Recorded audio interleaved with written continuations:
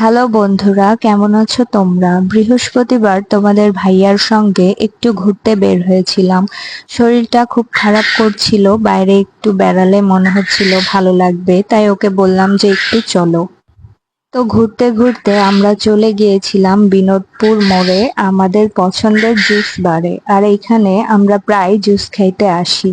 তো এখানে জুসের মেনুটাও অনেক বড় ছিল, কিন্তু আমার শরীরটা বেশ খারাপ ছিল, তাই তোমাদের ভাইয়া মিক্সড ফ্রুটের একটা ড্রিঙ্কস অর্ডার করেছিল, আর আমি গাড়ির ওপরেই বসে বসে আশেপাশের ভিডিও করছিলাম।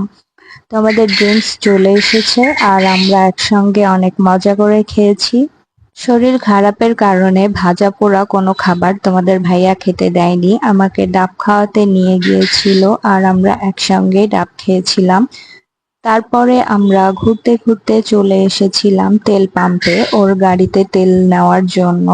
তো এইখান থেকে আমরা সবার শেষে আমার মেয়ের জন্য চিকেন চাপ নেব, তাই আরাবিয়ান কিচেনে গিয়েছিলাম। আমার মেয়ে চিকেন চাপটা খাইতে অনেক পছন্দ করে। তো বাসায় আসার সময় আমার কোয়েল পাখির খাবারের জন্য এখান থেকে খাবার নেওয়া হয়েছিল, আর রাস্তায় আমি দাঁড়িয়ে একটু ভিডিও করেছিলাম। তো দিনটা অনেক বেশি সুন্দর পার করেছি, আর দেখার জন্য তোমাদের সবাইকেও অনেক ধন্যবাদ।